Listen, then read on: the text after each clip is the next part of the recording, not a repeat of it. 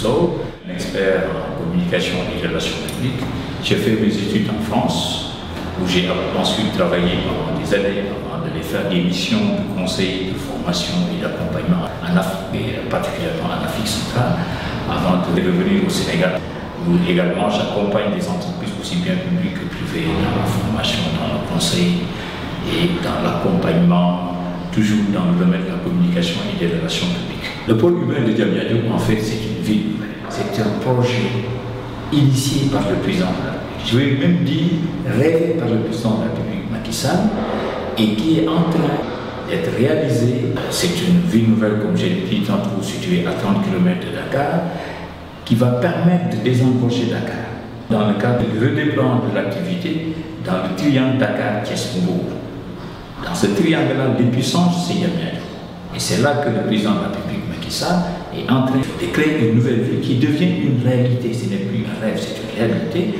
Et il a la chance, parce que je pense que tous les Sénégalais savent, su en tout cas, dans notre histoire politique, que tous les présidents qui se sont succédés, depuis Senghor jusqu'à Abdoulaye, ont cherché à désengorger Dakar, à créer une ville nouvelle pour résoudre le problème de Dakar.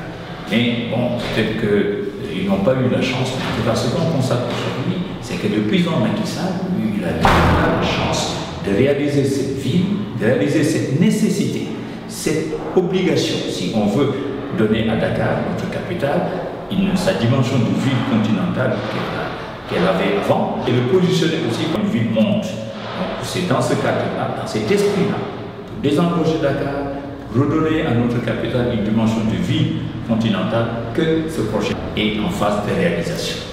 Bon, j'ai eu la chance, dès le début du projet, à la limite même je dirais, j'ai attendu les décrets qui créent la délégation générale à la promotion du pôle urbain de Diamniadio. Je l'ai attendu, je l'ai souhaité, et quand évidemment ce décret-là est arrivé, j'ai eu la chance d'être parmi les premiers collaborateurs du délégué général de ça à travailler sur ce projet. Compte tenu de ma spécialité, j'avais la charge de la communication et des relations publiques. Mais dans des cas comme ça, l'aspect humain, la problématique humaine est très importante. Dans des situations comme ça, on ne met pas en avant la communication et les relations publiques. Donc il fallait identifier des acteurs qui sont impactés par ce projet, de toutes les communes, les rencontrer et nouer des relations permanentes avec eux. Et ce travail-là que j'ai fait, et j'ai été le seul à le faire avec Guettel hier, il n'y avait pas à attendre. Surtout que le président de la République tenait à ce que ce projet-là démarre dans les meilleurs délais. Donc il fallait mettre toutes les conditions. Et l'une des premières conditions était de mettre en confiance les populations, les rassurer, les mobiliser, les informer de l'utilité de ce projet, aussi bien pour le Sénégal que pour eux. Et ce travail-là, j'ai eu vraiment la chance d'être le premier, j'étais l'unique personne à le faire sur ce projet. L'autre est de prendre également en charge la conception du logo de la DGP.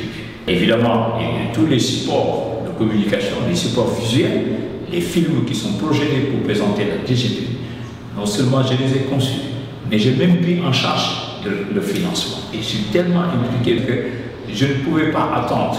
Si devant une situation qui nécessitait un engagement, quel que soit cet engagement, je me mettais tout de suite à l'assumer pour justement permettre à ce que ce projet soit mis à jour. Donc, j'ai pris en charge tout ce qui est communication, conception et réalisation de tous les supports de communication de la DGP jusqu'au moment où je vous parle, mais également tout ce qui est relations publiques avec les autorités locales, religieuses, coutumières, les commerçants, les éleveurs, les jeunes, les entrepreneurs, les populations d'une manière générale, de toutes les communes qui tournent autour du pôle urbain de Diamniadio. De Bargny jusqu'à Saint-Louis-sur-le-Cotal en passant par Diamniadio et Bambilor. Et également, ce même travail-là, nous l'avons anticipé sur le lac Rose.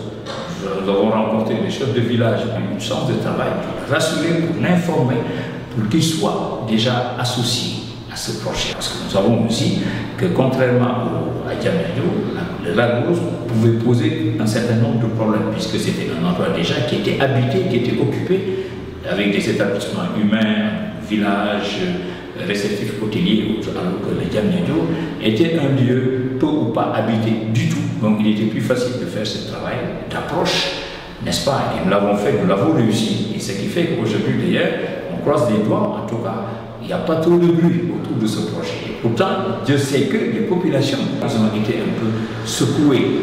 Même s'ils adhèrent à ce projet, nous avons pris le temps de les rassurer, de les associer, de les impliquer, et de mettre en place une relation permanente de solidarité avec ces personnes.